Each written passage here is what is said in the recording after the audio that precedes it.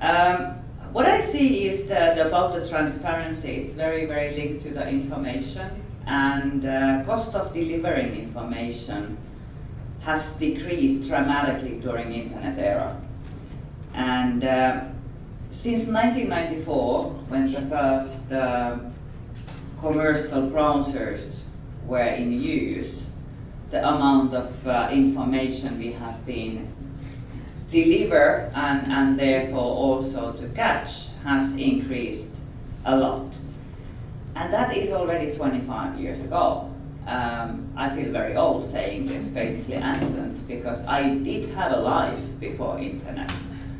And I don't know if that's a good thing or bad thing, but I also had an experience when the information was not there accessible same way than it is today.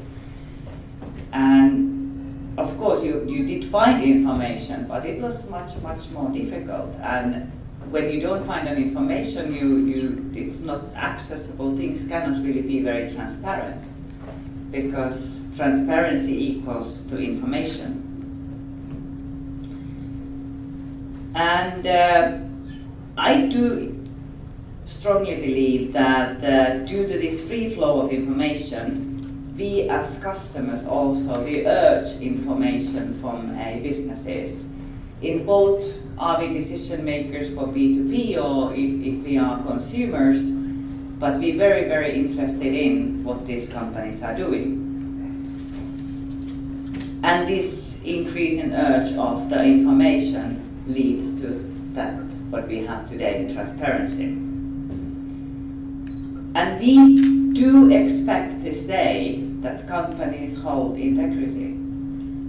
We don't kind of tolerate if we find out that they have kept secrets or they have done something which is not really so publicly and not in any way ethical standard kind of thing to do.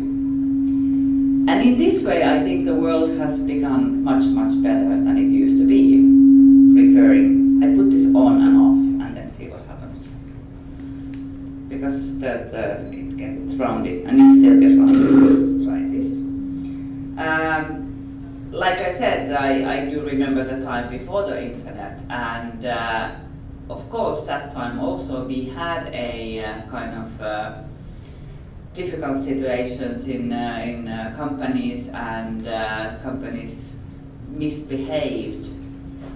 But very often they could have been misbehaving for quite a long time before they were catched up. And we did have some boycotts, we namely like Nestle or some others that were global boycotts at the time. But it was more like public relations kind of issues that were handled rather than deep integrity. And today, because of the information, the companies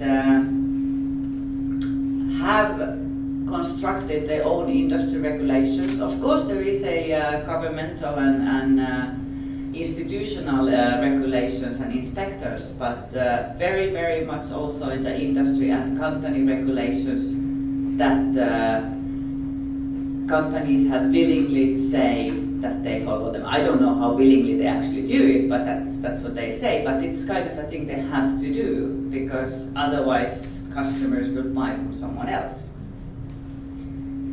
My company, Ferrovalo, is platform business in gig economy, in which independent talents who work as a consultancy, they find jobs also through, this is very annoying. So they do jobs through their own. It's getting even worse. Can you call someone? Or if I just keep it off, or try. Sorry. So these independent talents, they find jobs through the platform, and typically these individuals have a 20+ years of experience on their field on management and leadership roles. And they have chosen to have a work life where they work differently and doing different gigs and go and help other companies and have freedom to select projects of their own interest. And how this comes to the transparency is that we have seen the development of gig economy and workforce platforms about 20 years. They came pretty quickly after the commercial process of the internet. And in the beginning they were very kept secret types of platforms usually. And what we do is that in my company, Verovalo, who is now about 3 years old, our business model is built on transparency. We believe on, even in the business that have a lot of areas that are very confidential, you can still be in many ways transparent. And earlier platforms, also for high-level consultancy, have been built on business models from headhunting industry. And headhunting has traditionally relying on tick folder of a visit cards of one person and extensive personal network. And then headhunters has basically monetized that information. In this transparent model of Verovalo, the independent talents, they register to Verovalo platform as members. When we get assignment from the customer, this assignment information is sent to all members.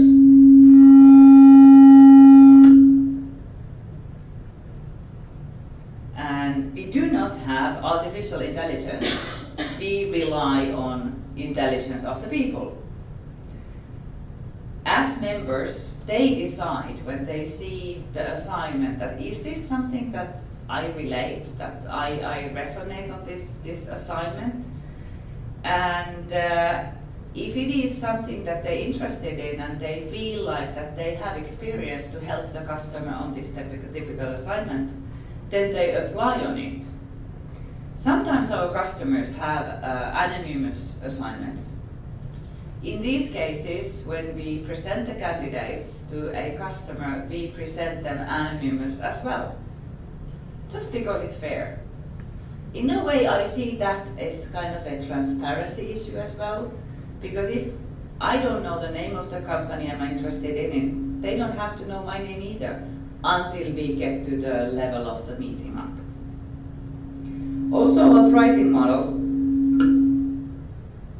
it's like one card and then it's also, our pricing model is transparent, which is quite unusual in this industry.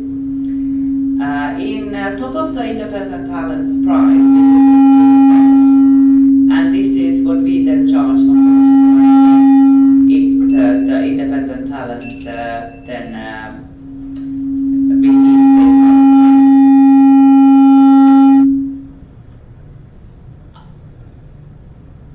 I believe that this kind of a transparent business model in the field of the gig economy and the platform workforce is the winning card.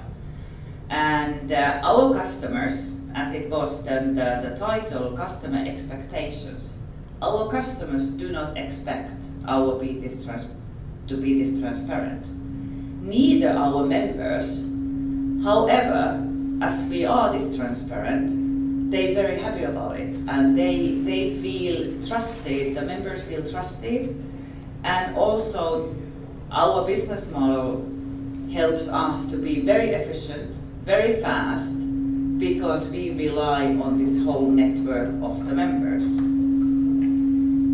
And I believe that transparency in this business field will be the norm, and Verovalo leads the way how also the platform gig economy will be very transparent in the future. Thank you.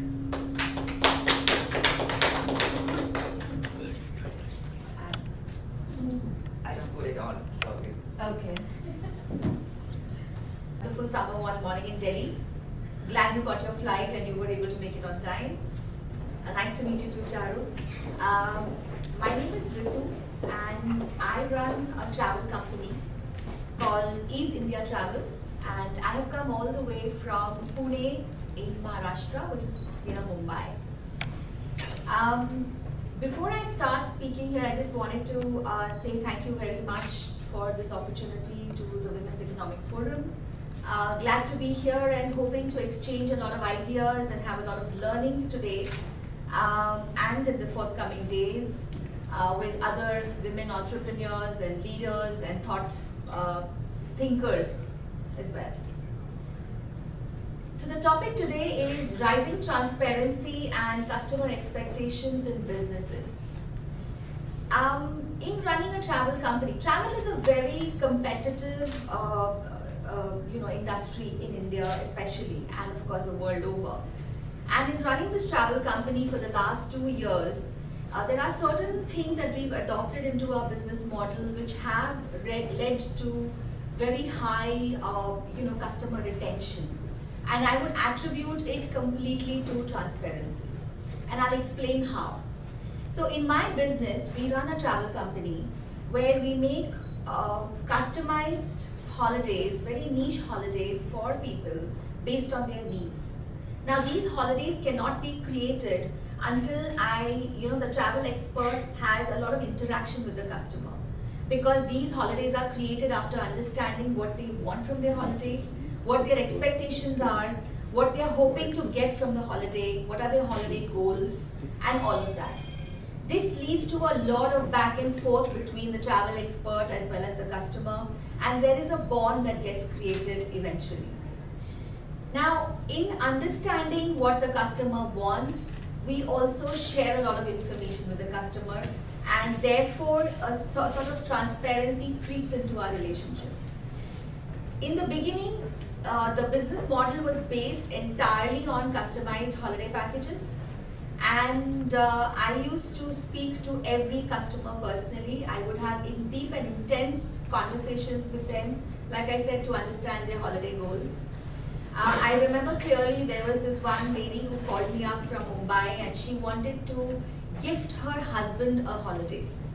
And it was very important for her to make it perfect for him because it was his birthday gift.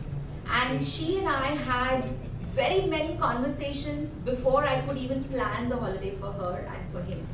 I needed to understand, what they like to do together. I needed to understand what he likes to do in his leisure time, what makes him happy, the kind of activities he likes, and then we suggested a destination accordingly, and then we created the holiday.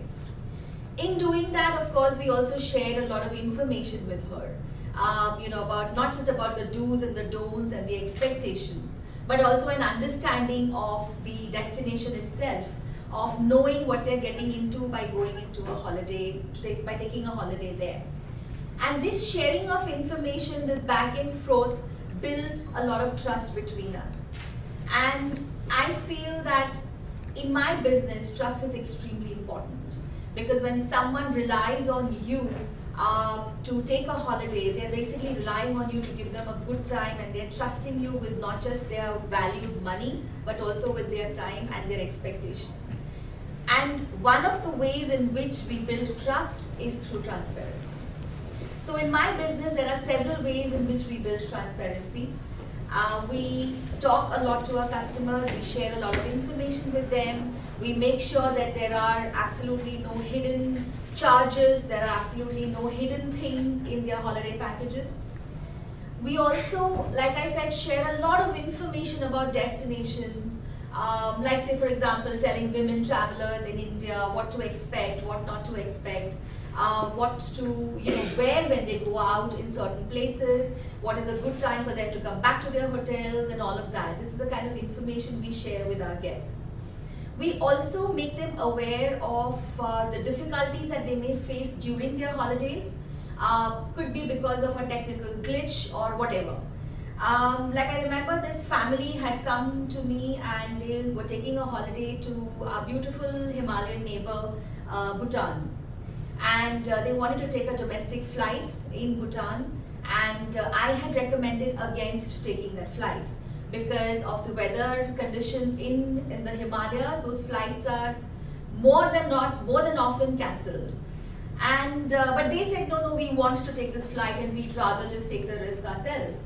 And unfortunately, the day they were to take the flight, it was raining and snowing, and therefore the flight was cancelled. So when I messaged them again and I asked them, so what's happening? And this lady said that, my flights got cancelled. And I said, okay, so let me make the alternate arrangements for you. And we made all the alternate arrangements so as not to spoil their holidays, so to ensure that their holidays goes as well as we had previously planned, and to take care of all the problems that would come up. Now, had this situation been reversed, had I not informed them beforehand, they would have been upset, they would have been shocked, possibly, and they would have, maybe blamed me for it, I don't know. But in this case, they were very happy that we were forthcoming with our information, that we had maintained a lot of transparency in the way we were dealing with them, and they held my hand through this rather than, fighting with me over it or arguing with me over it. So this is the way in which we ensure transparency in our business. Another way where I say it's very important in my business is the human touch. These days there are so many holidays available online, people can just book them at the click of a button. But I feel that I cannot sell a pre-packaged holiday to anybody online. People need to get in touch with me and they need to interact with me, and then I need to understand what they want from their holiday. Courtesy that they also have my number with them at all times. So should something go wrong on a trip, they're not calling a call center. They are calling a person who can look after the problem that can happen on a holiday, who can give them a solution, who is not, a call center person who's just going by a predefined script. This is a person who understands the destination and can offer a solution based on the problem. This also ensures transparency. And of course, as Alina mentioned, pricing is a very important factor. In our business, of course, we don't have any hidden costs, but of course it's a business ultimately, and our business model that doesn't allow us to share certain costs. But we still do that if the customers insist, or if we feel that it's going to inspire more trust and there will be more transparency built between us. So these are the ways in which we build transparency with our customers. The challenges, there are innumerable challenges, and I think one of the biggest challenges for our business are these online reviews and peer reviews which happen on social media. Now, we may have had 300 happy customers, but the 4 unhappy ones are the ones which will give us the most pain. And we have to learn how to deal with that. We have to learn how to manage our image on social media because of this. One of the biggest challenges of being a transparent and an open company, because they know how we function. Before I end my session today, I'd also like to dwell upon a very important facet which I feel is very important for transparency.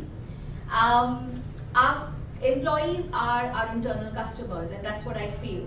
I feel that it is very important for us to have a very open and transparent relationships with our employees as well, to encourage the environment of transparency in the company, and therefore to also improve customer service from our end. And I'm very happy to state that we have a very high customer retention rate thanks to transparency, thanks to the fact that we share all details. So it makes our jobs easier. We're not reinventing the wheel every time, and we don't have to set out marketing looking for new customers all the time. We also have a lot of repeat customers. And with this, I'd like to end, and thank you so much for your time and your patience. I have a question to ask. Yes. So, since you are a part of a travel company, name 3 places where you think women, like girls of my age, say 18, 19, can travel without any worries, without having to learn martial arts, self-defense and all. Okay, in India, first, Himachal Pradesh. No, I mean apart from India, okay. That of course is easy, but outside. Okay. Number 1 on my list would be Bhutan. Number 2, Mozambique. It's a very beautiful country, and I have been to Finland and I love Finland, I must say. Finland would actually, thank you so much. Finland would actually be possibly one of the safest countries I have ever visited in Europe. But of course, Bhutan being our neighbor, and I love Bhutan, so that's also on my list. So these 3 countries definitely where women can go, women can party all night, women can be out on the streets by themselves, and there'll be nobody laying an eye on you. Perfect. Thank you. If you don't want to. If you don't want to, yes. Good morning, everybody. Welcome you all to the Women Economic Forum, and it's a pleasure having you all here. And I am Charu Malhotra, a co-lead with Elena, Ritu, and Saiba. So we have to just they've covered up quite a lot of things. It's almost the same business model everywhere, but we just I deal with the speech development for kids and mothers in the ENT forum, where I hail from Ludhiana, where I work with my father. He's a doctor, he's an ENT specialist, plus my mother is a speech therapist by profession, and I have a sibling who's hearing impaired. So that's why we got into this field. So me being a sibling got into this field to embellish and upgrade kids and mothers who are facing challenges with their kids. Being a psychologist as well, I deal with the hums and drums of mothers every day. And in our field, the mothers and the parents and their families need to be more transparent with us so that we can work on kids in a better way. Like, let me give you an example. There are little things. Your child doesn't wash your hands, right? So, and he stammers just because you scolded him. So the mother needs to be very open with us while letting us know that this is what she did with him or her. So this is the kind of transparency we expect in our model. Secondly, there are hearing issues which we face with kids, which is a part of the audiology field. So I work with audiologists where we do the hearing tests of children and even the elders. So there are a lot of counseling what I do for hearing counseling, where I guide people to be a little calm at home, because if you close your ears for 2 minutes, I'm sure you'll get the world by yourself. So if you can't listen, you can't speak. So we at this podium are all speakers. We are all mothers. And we have a man in us, the men in us, because we are the women who actually womb the world. So while dealing one-to-one with any of the parent needs to be very open with us. I think money becomes a very small issue in that matter, because you got to have that trust and faith in us. The little kind of tantrums which we can't tell it to anybody, so it becomes a part of the medical history sometimes. Yes, transparency still with the parent. A lot of times we do have keys to tell the parents. There are a lot of things which kids don't tell their parents. Let me give you an example. There was a child who was a 4-year-old child who used to go to the school, and he was always spanked by the teacher. So what he started beating everybody in the class. Now what happened is, the mother who came to me, she was like, "I'm sorry, I get complaints." And he was a beautiful child. I maneuvered his speech. I maneuvered his curriculums. There was a time where he would break things, and within a couple of sessions, he was applauded in the class, and he became a twinkle of the eye. So the turnaround, comes in when the mother helps us work better. So the mother has to be very open with us, So we expect transparency from both the sides.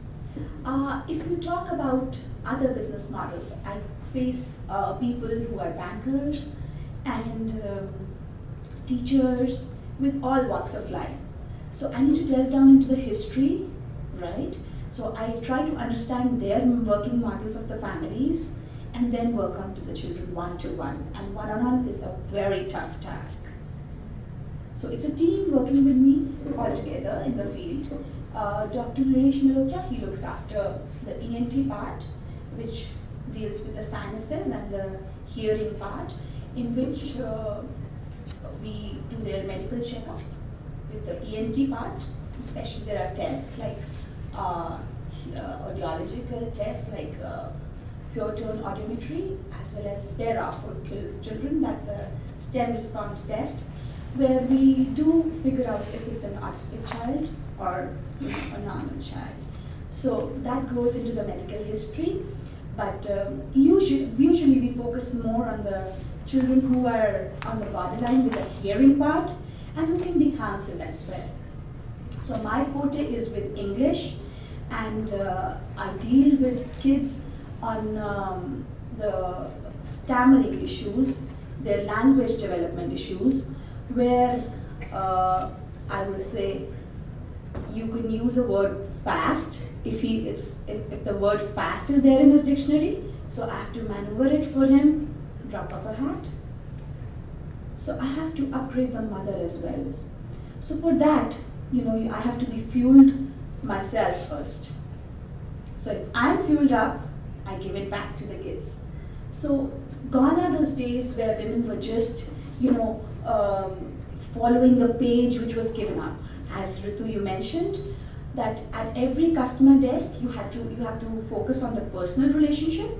Now, even in the bank, there were times when you could walk up to the reception, and then you're just led to the, front desk. From the front desk, you're led to the customer care. No more that is available. It's getting absent and vanished because the artificial intelligence is ushering in. So desks are getting empty, and the technology is covering up the whole thing. So the human touch is getting away, right? So with the human touch getting away, children are facing bigger problems because they don't understand emotions, right? So with that kind of a transparency, somewhere we need to keep a balance between the human touch as well as the emoticons, what we use on the Apple iPhones. Does everybody agree with me here? Yeah. Do you agree with me? Yes. So there are things and there are times which the mothers are going to face where kids are not being able to understand, then they wouldn't be able to understand what are emotions. Like kids don't know what are tears. They just see that smiley face and the tears rolling down their face. So we as mothers, and we being into the economic forum, it's a message to all the women and all mothers to take care that the usage of phones is also, curtailed even in this transparent world. Because there's a lot of data which you don't need to show up to your child. So a lot of times I do get international students, they're exposed to a lot of culture, there's a lot of cultural hiccup. India is a little, it's on the developing stage with the Western era.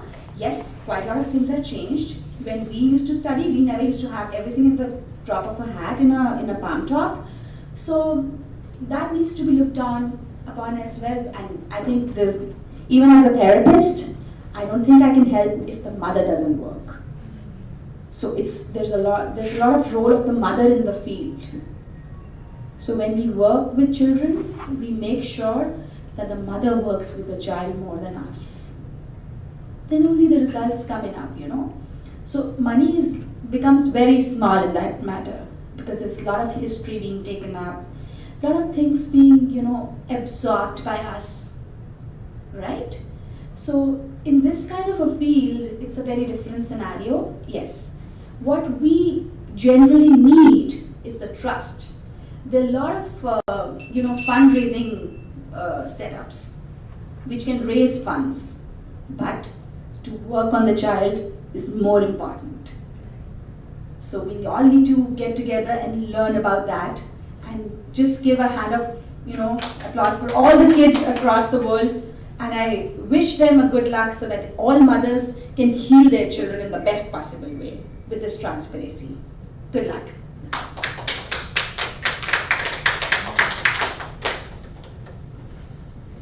Thank you. So we're done. We done. We missed one. We missed one of our Yes. panelists. Yes. But now time for questions, everyone. Okay, yeah. So I wanted to ask.